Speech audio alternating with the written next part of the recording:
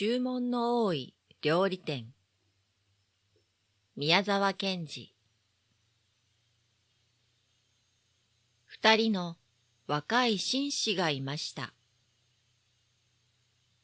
イギリスの兵隊のような服を着て、ピカピカする鉄砲を担いで、白熊のような犬を2匹連れていました。二人はだいぶ山奥の木の葉のカサカサしたところをこんなことを言いながら歩いていました。このあたりの山はけしからんね。鳥も獣も一匹もいない。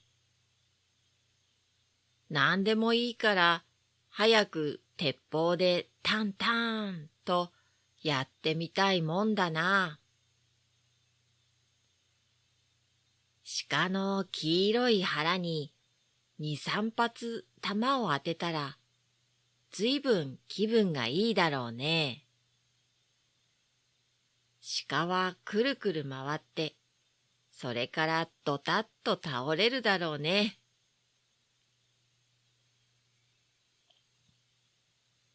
そこはかなりの山奥でした。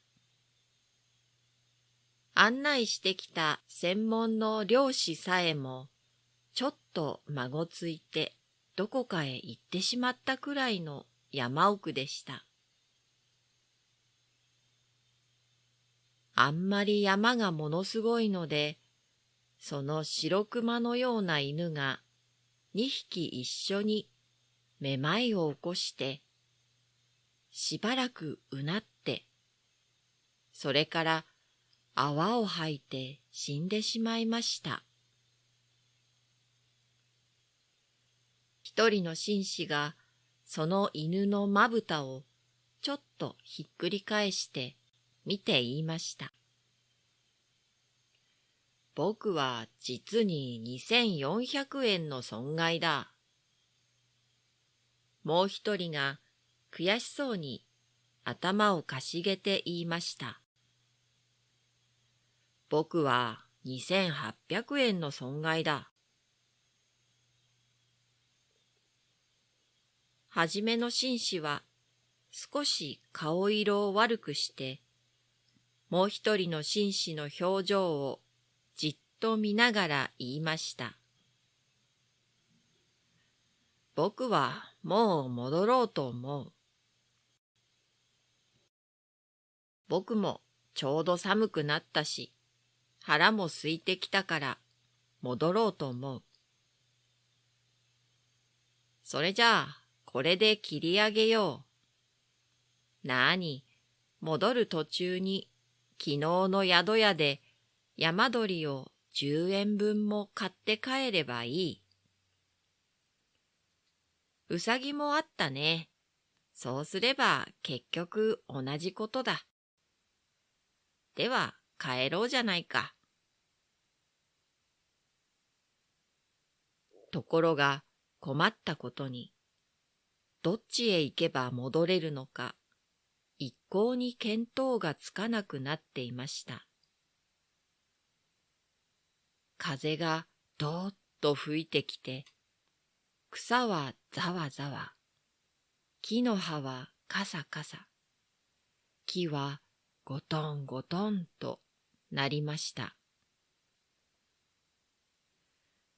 どうも腹が減った。さっきから横っ腹が痛くてたまらないんだ。僕もそうだ。もうあんまり歩きたくないな。歩きたくないよ。ああ、困ったな。何か食べたいな。食べたいもんだな。二人の紳士はざわざわ鳴るすすきの中でこんなことを言いました。ふと後ろを見ると、一軒の立派な西洋造りの家がありました。そして玄関には、西洋料理店山猫軒という札が出ていました。君、ちょうどいい。これはこれでなかなか発展しているんだ。入ろうじゃないか。おや、こんなところに。おかしいね。しかし、とにかく何か食事ができるんだろう。もちろんできるさ。看板にそう書いてあるじゃないか。入ろうじゃないか。僕はもう何か食べたくて倒れそうなんだ。二人は玄関に立ちました。玄関は白い瀬戸のレンガで作ってあり、実に立派です。そしてガラスの開き戸があって、そこに金文字でこう書いてありました。どなたもどうかお入りください。決してご遠慮はいりません。二人はそこでとても喜んで言いました。やっぱり世の中はうまくできてるね。今日一日苦労したけれど、今度はこんないいこともある。この店は料理店だけれども、ただでご馳走するんだぜ。どうもそうらしい。決してご遠慮はいりません。というのはその意味だ。二人は戸を押して中へ入りました。そこはすぐ廊下でした。そのガラス戸の裏側には、金文字でこう書いてありました。特に太った方や若い方は大歓迎いたします。二人は大歓迎というので、もう大喜びです。君、僕らは大歓迎されているのだ。僕らは両方兼ねてるから。ずんずん廊下を進んでいくと、今度は水色のペンキが塗られた扉がありました。なんだか変な家だ。どうしてこんなにたくさん戸があるのだろう。これはロシア式だ。寒いところや山の中はみんなこうさ。そして二人はその扉を開けようとしました。すると上の方に黄色の字でこう書いてありました。当店は注文の多い料理店ですから、どうかそこはご承知ください。なかなか人気の店なんだ。こんな山の中で。それはそうだ。考えてみろ。東京の大きな料理屋だって大通りには少ないだろ。二人は言いながらその扉を開けました。するとその裏側に、注文はずいぶん多いでしょうが、どうか毎回我慢してください。一人の紳士は顔をしかめました。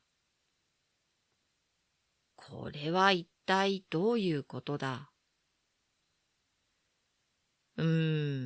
これはきっと注文があまりに多くて、支度が手間取るけれども許してください。と、こういうことだ。そうだろう。早くどこか部屋の中に入りたいもんだな。そしてテーブルに座りたいもんだな。ところが、どうもうるさいことに、また扉が一つありました。そしてその脇に鍵がかかっていて、その下には長い絵のついたブラシが置いてあったのです。扉には赤い字で、お客様方、ここで髪をきちんと整えて、それから履物の泥を落としてください。と書いてありました。これは確かにそうだ。僕もさっき玄関で山の中だと思って見くびったんだよ。作法の厳しい家だ。きっとよほど偉い人たちがたびたび来るんだ。そこで二人はきれいに髪を溶かして、靴の泥を落としました。そしたらどうでしょう。ブラシを板の上に置くや否や、それがぼーっとかすんでなくなって、風がどーっと部屋の中に入ってきました。二人はびっくりして、互いに寄り添って、扉をガタンと開けて、次の部屋へ入っていきました。早く何か温かいものを食べて、元気をつけておかないと大変なことになってしまいそうだと、二人とも思ったのでした。扉の内側にまた変なことが書いてありました。鉄砲と弾をここへ置いてください。見るとすぐ横に黒い台がありました。なるほど、鉄砲を持って物を食うという法はない。いやー、よほど偉い人がしょっちゅう来ているんだ。二人は鉄砲を外し、帯皮を解いて、それを台の上に置きました。また黒い扉がありました。どうか帽子とコートと靴をお取りください。どうだ、取るか？仕方ない、取ろう。奥に来ているのはよっぽど偉い人なんだ。二人は帽子とコートを釘にかけ、靴を脱いでペタペタ歩いて扉の中に入りました。扉の裏側には、ネクタイピン、カフスボタン、メガネ、財布、その他金物類。特に尖ったものは全部ここに置いてください。と書いてありました。扉のすぐ横には黒塗りの立派な金庫もちゃんと扉を開けて置いてありました。鍵まで添えてあったのです。はは、何かの料理に電気を使うのだろう。金属のものは危ない。特に尖ったものは危ない、と、そういうことだろう。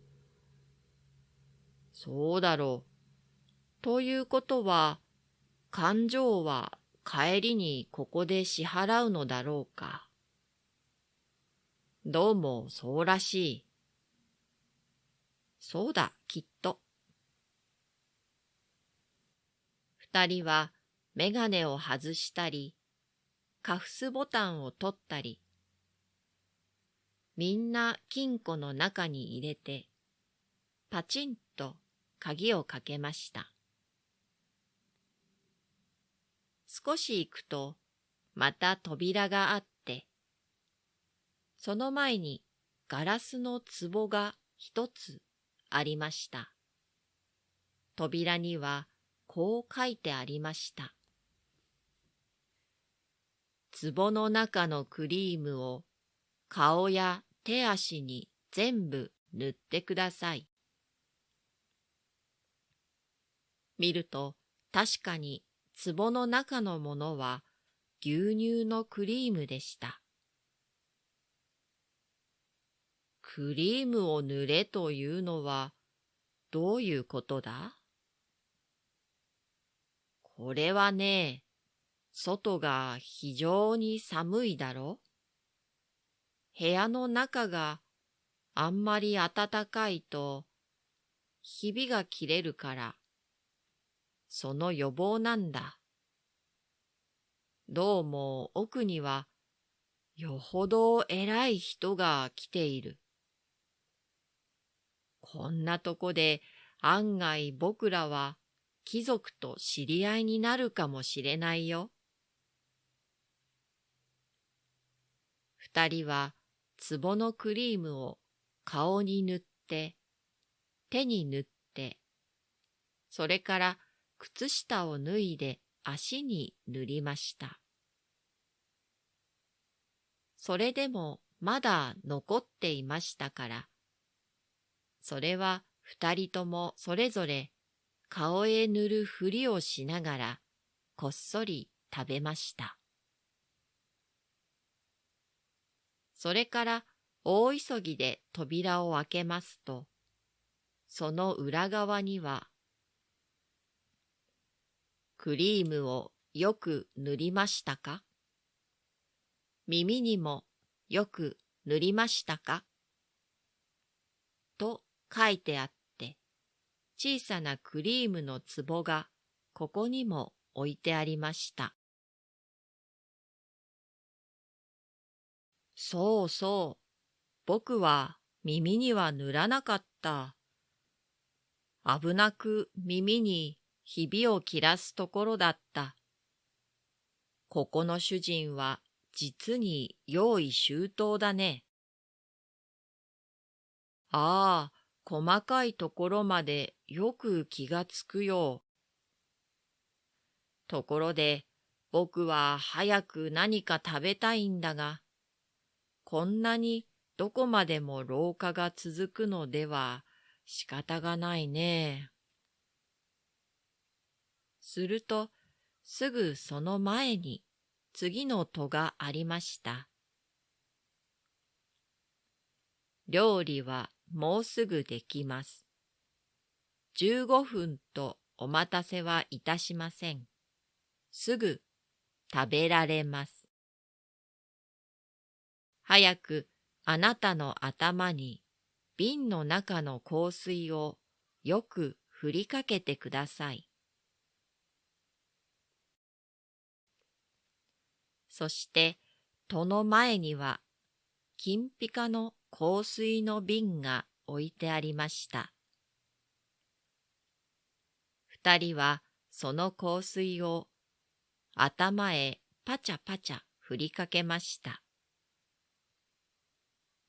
ところがその香水はどうも酢のような匂いがするのでした。この香水は変に酢臭い。どうしたんだろう。間違えたんだ。従業員が風邪でもひいて間違えて入れたんだ。二人は扉を開けて中に入りました。扉の裏側には大きな字でこう書いてありました。いろいろ注文が多くてうるさかったでしょう。お気の毒でした。もうこれだけです。どうか体中に壺の中の塩をたくさんよく揉み込んでください。確かに立派な青い瀬戸の塩壺は置いてありましたが、今度という今度は二人ともぎょっとしてお互いにクリームをたくさん塗った顔を見合わせました。どうもおかしいぜ。僕もおかしいと思う。たくさんの注文というのは、向こうがこっちへ注文してるんだよ。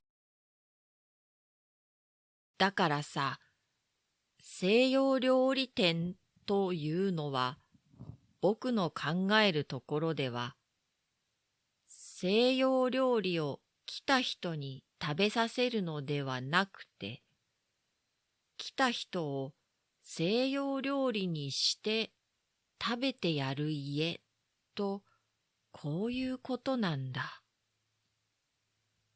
これはつまり、僕らが、ガタガタガタガタ震え出して、もう物が言えませんでした。僕らが、うわー、ガタガタガタガタ震え出して、もう物が言えませんでした。逃げ。ガタガタしながら一人の紳士は後ろの戸を押そうとしましたが、どうです、戸はもう少しも動きませんでした。奥の方にはまだ一枚扉があって、大きな鍵穴が二つつき、銀色のフォークとナイフの形が切り出してあって、いや、わざわざご苦労です。大変結構にできました。さあさあ、お腹にお入りください。と書いてありました。おまけに鍵穴からはキョロキョロ二つの青い目玉がこっちを覗いています。うわー、ガタガタガタガタ。うわー、ガタガタガタガタ。二人は泣き出しました。すると戸の中ではこそこそこんなことを言っています。ダメだよ。もう気がついたよ。塩を揉み込まないようだよ。当たり前さ。親分の書き方がよくないんだ。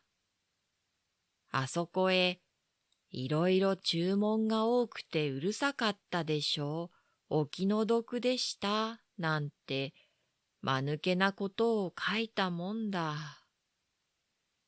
どっちでもいいよ。どうせ僕らには骨も分けてくれやしないんだ。それはそうだ。けれども、もしここへあいつらが入ってこなかったら、それは僕らの責任だぜ。呼ぼうか。呼ぼう。おーい、お客さん方、早くいらっしゃい。いらっしゃい、いらっしゃい。お皿も洗ってありますし、菜っぱももうよく塩で揉んでおきました。あとはあなた方と菜っぱをうまく取り合わせて真っ白なお皿にのせるだけです。早くいらっしゃい。いらっしゃいいらっしゃい。それともサラダは嫌いですか？それならこれから火を起こしてフライにしてあげましょうか。とにかく早くいらっしゃい。二人はあまりに心を痛めたために、顔がまるでくしゃくしゃの紙くずのようになり、お互いにその顔を見合わせ、ブルブル震え、声もなく泣きました。中ではふっふっと笑ってまた叫んでいます。いらっしゃいいらっしゃい。そんなに泣いたらせっかくのクリームが流れるじゃありませんか。へい、ただいま。まもなく持ってまいります。さあ、早くいらっしゃい。早くいらっしゃい。親方がもうナフキンをかけて、ナイフを持って、舌なめずりして、お客様方を待っていられます。二人は泣いて泣いて泣いて泣きました。その時、後ろからいきなり、ワンワン、グワーという声がして、あの白熊のような犬が二匹、扉を突き破って部屋の中に飛び込んできました。鍵穴の目玉はたちまちなくなり、犬たちはうーっとうなって、しばらく部屋の中をくるくる回っていましたが、また一声、ワンと高く吠えて、いきなり次の扉に飛びつきました。戸はがたりと開き、犬たちは吸い込まれるように飛んでいきました。その扉の向こうの真っ暗闇の中で、にゃーお、ぐわー、ゴロゴロ、という声がして、それからガサガサ鳴りました。部屋は煙のように消え、二人は寒さにブルブル震えて、草の中に立っていました。見ると、上着や靴や財布やネクタイピンは、あっちの枝にぶら下がったり、こっちの根元に散らばったりしています。風がどーっと吹いてきて、草はざわざわ、木の葉はカサカサ、木はゴトンゴトンとなりました。犬がふーっとうなって戻ってきました。そして後ろからは、旦那、旦那、と叫ぶ者がいます。二人は急に元気が出て、おーい、おーい、ここだぞ。早く来い。と叫びました。美濃帽子をかぶった専門の漁師が草をざわざわ分けてやってきました。そこで二人はやっと安心しました。そして漁師の持ってきた団子を食べ、途中で10円分だけ山鳥を買って東京に帰りました。しかし、さっき紙くずのようになった二人の顔だけは、東京に帰っても、お湯に入っても、もう元の通りには治りませんでした。